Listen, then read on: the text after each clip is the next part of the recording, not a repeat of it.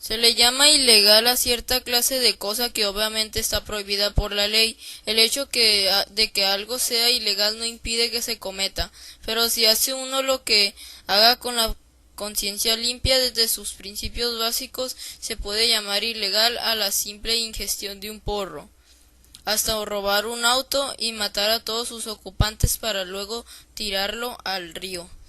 Y a continuación vamos a enseñarles un ejemplo y un video de qué es ilegalidad.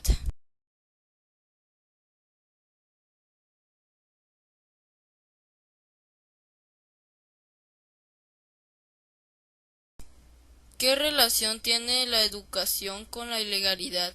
Que en la educación también hay leyes y normas que tenemos que respetar.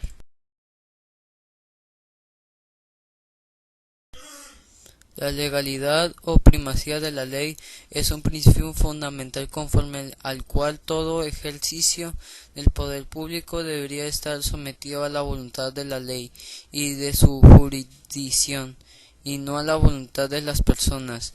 El Estado sometido a la Constitución o al imperio de la ley. Por esta razón se dice que el principio de la legalidad establece la seguridad jurídica.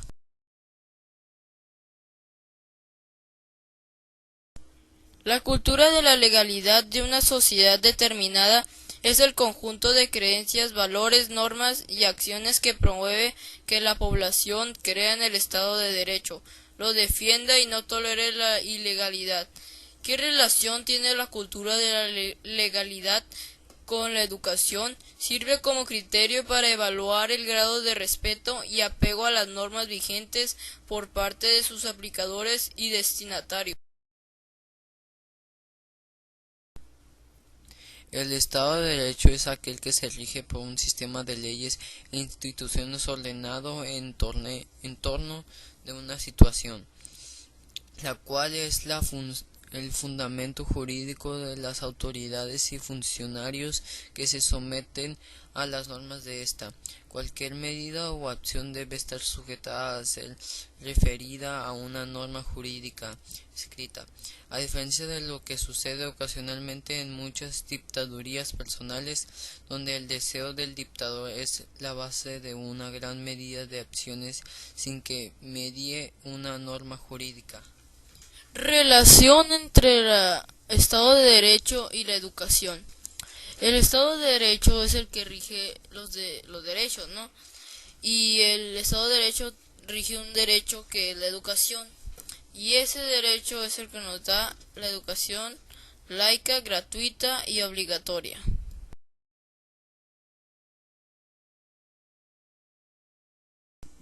La resistencia al cambio proviene del miedo a lo desconocido o por la expectativa de pérdida de los beneficios actuales.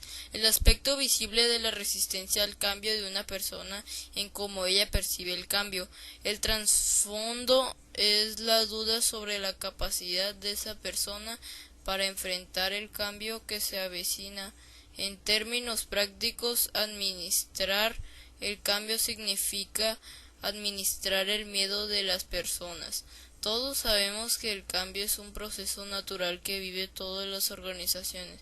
La teoría general del sistema dice que todos los sistemas abiertos necesitan estar consideradamente cambiando para derrotar a la entropía y poder seguir funcionando de forma efectiva. Sin embargo, demasiado a menudo la reacción de las personas es irritación e imprevisibilidad.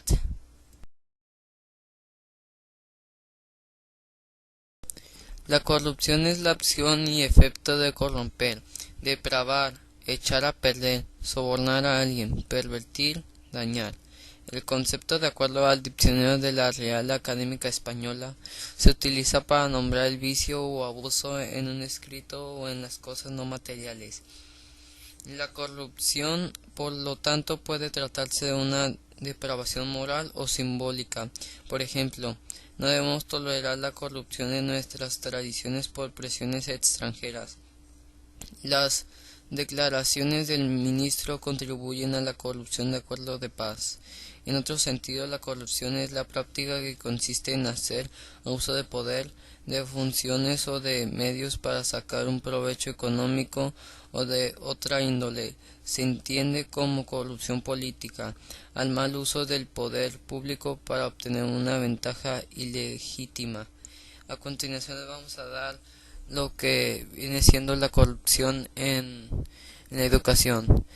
Pues que los maestros aceptan sobornos de los alumnos que no saben nada en los exámenes y los quieren pasar, y pues les dan dinero y lo aceptan y pues le ponen un 10 y eso es malo.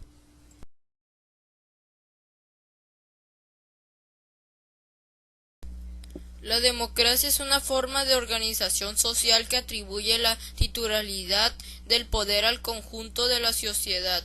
En sentido estricto, la democracia es una forma de organización del Estado, en la cual las decisiones colectivas son adoptadas por el pueblo, mediante mecanismos de participación directa o indirectas, que confiere legitimidad a sus representantes.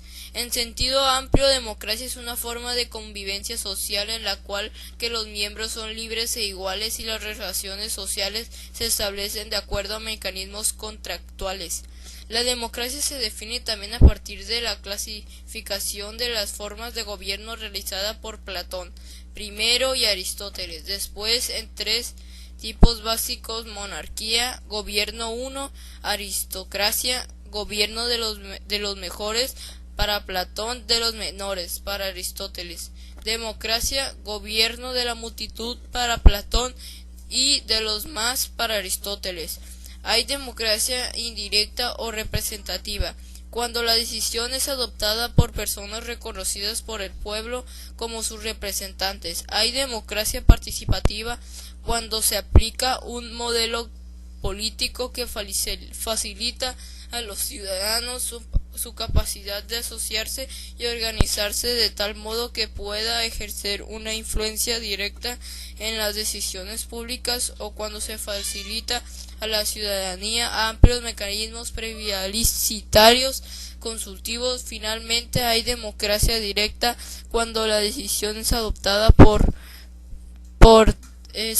directamente por los miembros del pueblo mediante plebiscitos vinculares, elecciones primarias, facilitaciones de la iniciativa legislativa popular y votación popular de leyes, conceptos que incluye la democracia líquida. Esas tres formas no son excluyentes y suelen integrarse como mecanismos complementarios en algunos sistemas políticos, aunque siempre suele haber una mayor peso de una de las tres formas de un sistema político. Y ahorita mi compañero Sergio les va a explicar qué relación tiene la educación con la democracia.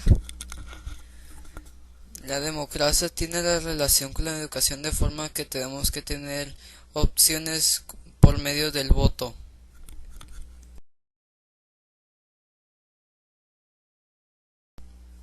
Los valores son de principios que nos permiten orientar nuestros comportamientos en función de realizarlo como personas. Son creencias fundamentales que nos ayudan a preferir, apreciar y elegir unas cosas en lugar de otras, o un comportamiento en lugar de otro. También son fuentes de satisfacción y plenitud. Nos proporcionan una pauta para formar metas y propósitos personales o colectivos. Reflejan nuestros intereses, sentimientos y convicciones más importantes. Los valores se refieren a necesidades humanas y representan ideas, sueños y aspiraciones con una importancia independiente de las circunstancias. Por ejemplo, aunque seamos injustos, la justicia sigue teniendo valor. ¿Y qué tiene que ver los valores en la educación? Que tenemos que valorar y respetar los derechos de los demás.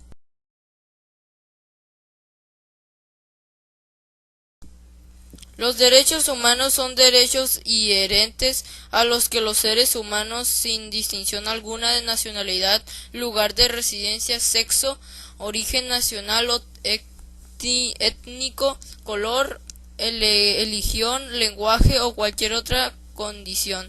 Todos tenemos los mismos derechos humanos sin discriminación alguna. Estos derechos son interrelacionados, interdependientes e indivisibles. Los derechos humanos universales están a menudo contemplados en la ley y garantizados por ella. A través de los tratados de derecho internacional consuetudinarios, los principios generales y fuentes del derecho internacional. El derecho internacional de abstenerse de actuar determinadamente a forma en otras a fin de promover y proteger los derechos humanos y las libertades fundamentales de los individuos. Y la relación de los derechos humanos con la educación es que dentro de todos esos derechos hay un derecho que se llama los derechos del derecho a la educación, y pues todo eso está integrado en todos los derechos humanos.